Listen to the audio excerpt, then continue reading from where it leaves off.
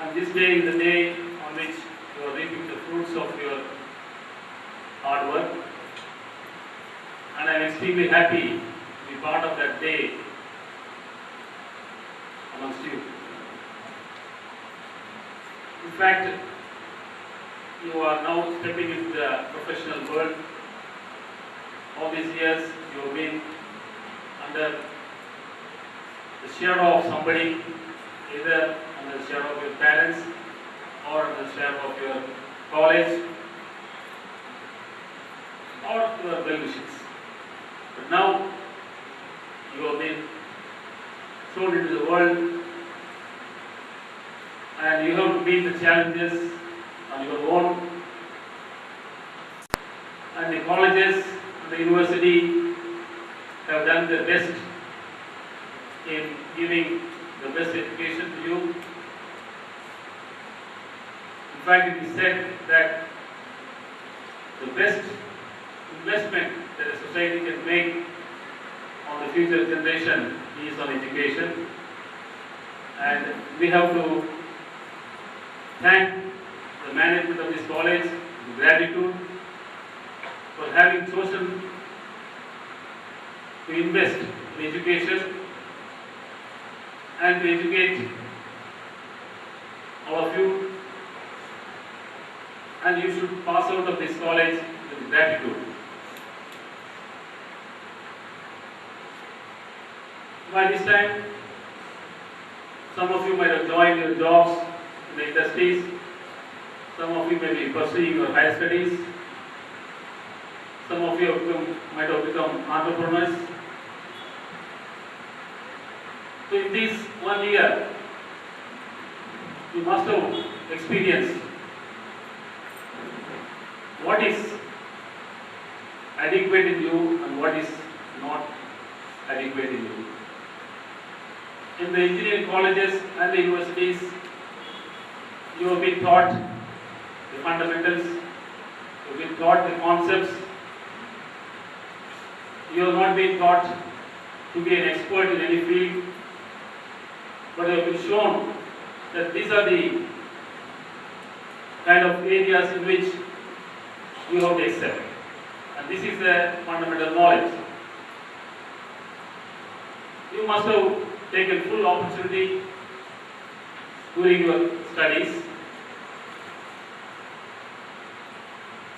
You must have realized that if you have to perform with some success in these days, your knowledge in one particular discipline is not adequate.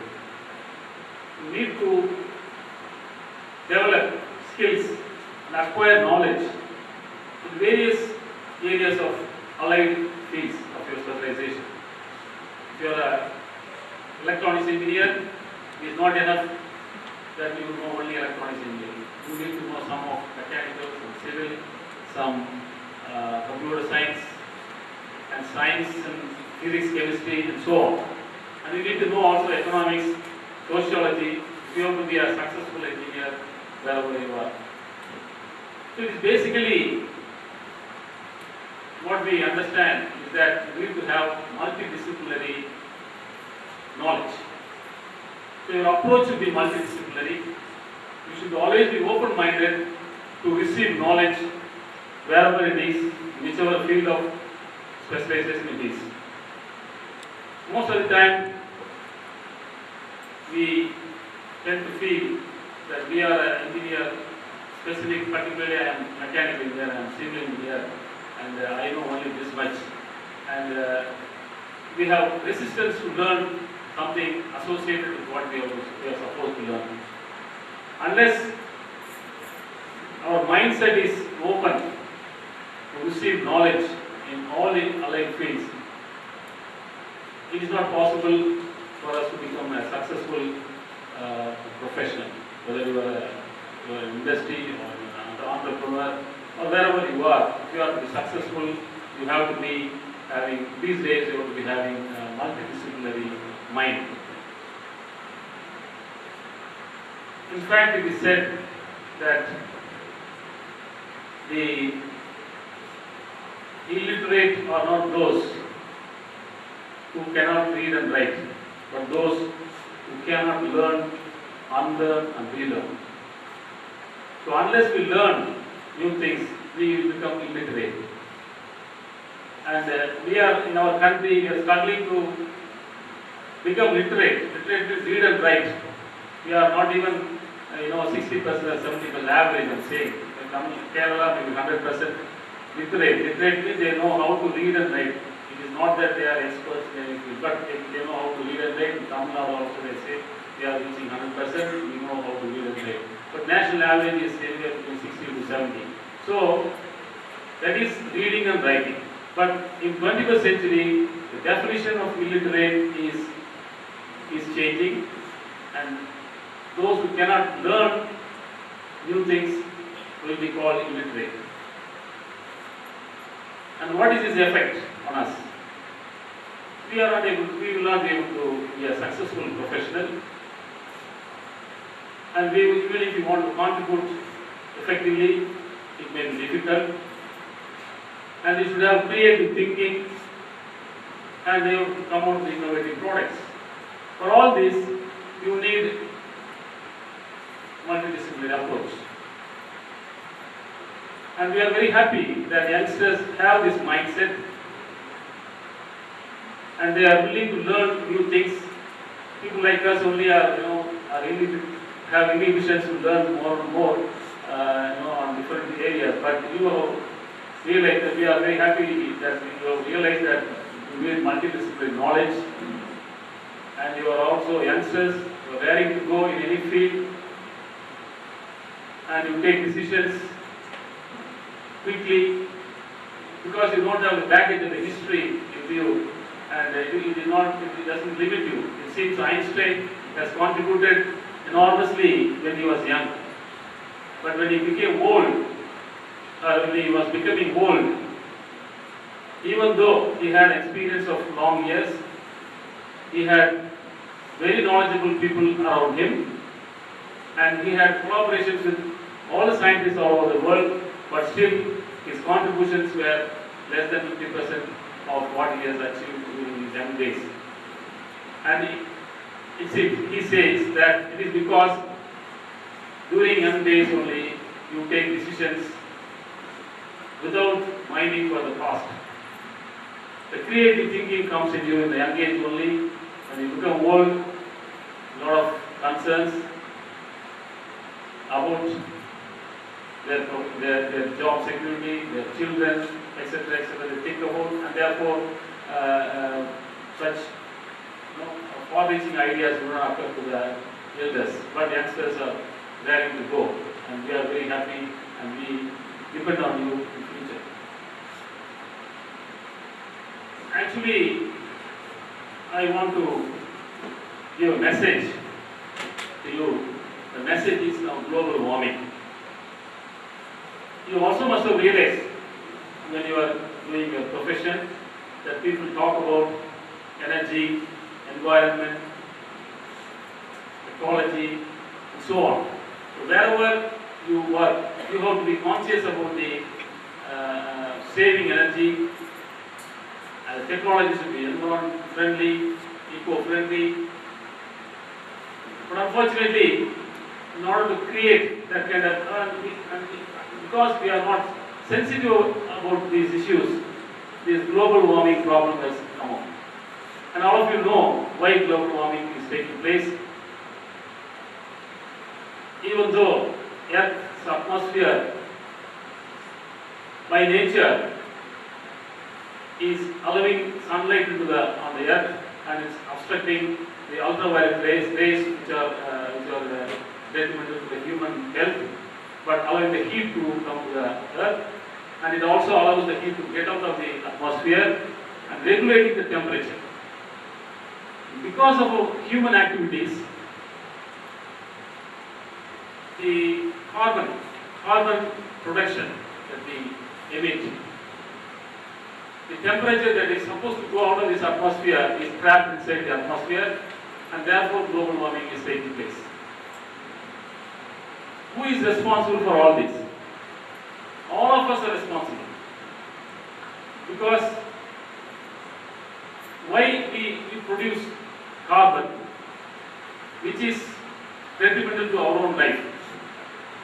We are not deliberately doing this, no human being deliberately does it, but our development and growth pattern is such that we emit carbon. We destroy something to create some other thing.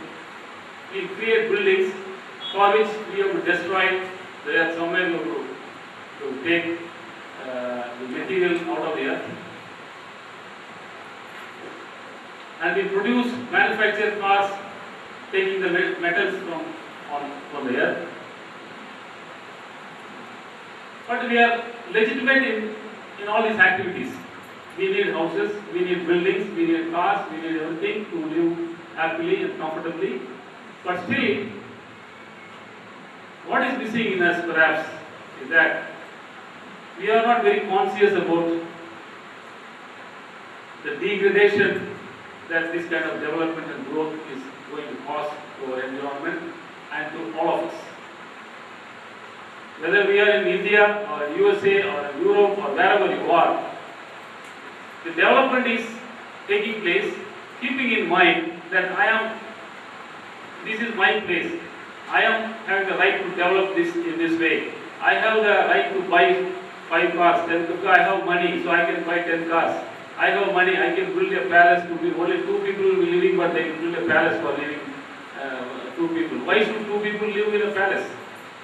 They should live in a space which is just required. But they will live in a palace. Their space can be used by somebody else. There are people who do not have houses. People can live. But because people say they have money and they will build and they will live as they like. But as a result, what is taking place? Our activities themselves are causing concern to our life. And it is also true that because of such growth, only job opportunities get created. Therefore, we have to indulge in this kind of activities to keep ourselves active and to keep ourselves employed and be happy. So what should we do? Should we stop development and growth to reduce the global warming, or we can continuously indiscriminately develop and then cause global warming? One day future generation may suffer. Because the future is now not very far, and all of us have to feel a lot of the natural fury because of various reasons. And therefore, these days, wherever you go, people talk about energy, environment, and so on. So what I would like to share with you is that let us be conscious about environment and energy. Let us not waste energy thinking that we are individuals and we have the money to enjoy as we like. Instead of thinking that way, let us think what is just necessary for us. Let us use only what is necessary. Let us not lavishly indulge in activities which will ultimately cause degradation to the environment and ecology. And this kind of feeling can come only when we feel that we are a citizen of the planet Earth. In planet Earth, all the resources are there. It is for all of us. We never feel that we are citizens of the earth. We always feel that I am citizen of India, USA, and I have got so much of rights, and I can develop in this manner. But days have come where we have to realize that we are citizens of earth. All of us have to jointly contribute to keep the environment safe, keep the ecology in balance, and for which only thing that we can do is we will not indulge in indiscriminate developmental activities. But if you feel that such a development is required, we have to focus our attention. You have opportunities and challenges in many ways. You have to focus your attention on finding, on carrying out research on materials, find out new materials which are biodegradable, come out with new design technologies which are environment friendly, eco-friendly, which may be costly, looking costlier, but still we have to focus our attention. And I am sure all of you or all of us must be experiencing the effect of global warming, but at the same time we are not conscious about what we are experiencing. So, for you to get good jobs, there are job opportunities in recent India today. There are surveys they have given. A lot of jobs are getting created in manufacturing, in services, in telecom sector, in education. Education itself is now a job market. If you do ME, PhD, there are jobs waiting for you. So everywhere jobs are being created. Unfortunately, on the one side we are saying there is unemployment, on the other side there are jobs waiting for you, but there are no people who can be readily employed. All of us, with all the best effort that we are putting, the government, the university, the college, we have not been able to produce the manpower that can be employed readily on day one, for various reasons. And we cannot find fault with any one of us. But because of our many reasons, cultural reasons, social reasons, financial, etc., we are to this stage. But we are all capable of molding ourselves to grab the opportunities that are being thrown at us and to change the challenges into opportunities. And for which you have to develop the skill sets which are required from time to time. And in these days, you must have already felt that the technology obsolescence is a good reality. Understand that it is a good reality. Every 2 years or 5 years, the technology is changing. Until and unless you are in tune with the technology, you will not be able to be in that job. You will not be able to successfully carry on in your profession. So you have to change your, acquire more and more knowledge to change the skill set that we have. So until and unless we realize and we equip ourselves with this multidisciplinary knowledge,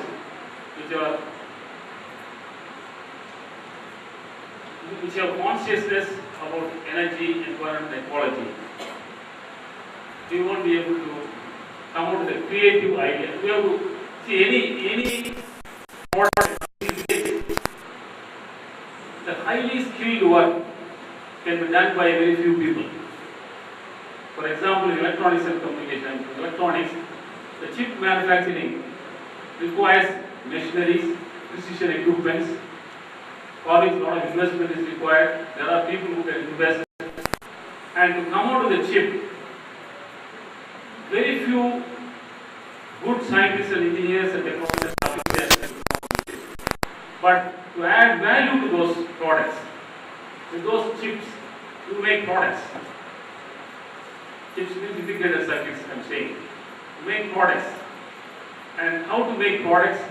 How to make a product which is different from what is already existing. So there must be some novelty in it. You must have also realized, some of you might be in the marketing field, you must have realized that if you want to market a product, you need something innovative in that product. Otherwise people won't take it. So you should have consciousness about innovation. For all this, you need multidisciplinary knowledge. So let us understand this concern, and I am sure all of you are capable of acquiring this multidisciplinary knowledge with ease if your mindset. If your mind is open, it is possible for you to acquire this knowledge, and you must also have abstract thinking, you must have leadership skills. All these are required, you must have understood. So, our former President Dr. APJ Abdul Kalam has observed that the young generation, with their united minds, will act as the catalyst for the transforming India into a developed nation by 2020. And he has seen in the youngsters this capability. And he's every day, every time when he comes here, he goes, he is going on harping on this point that you youngsters can do and you are capable. And we also know that you are capable. In fact, I would like to give one example of my own experience with one of my students to say that you are much capable, more capable than us.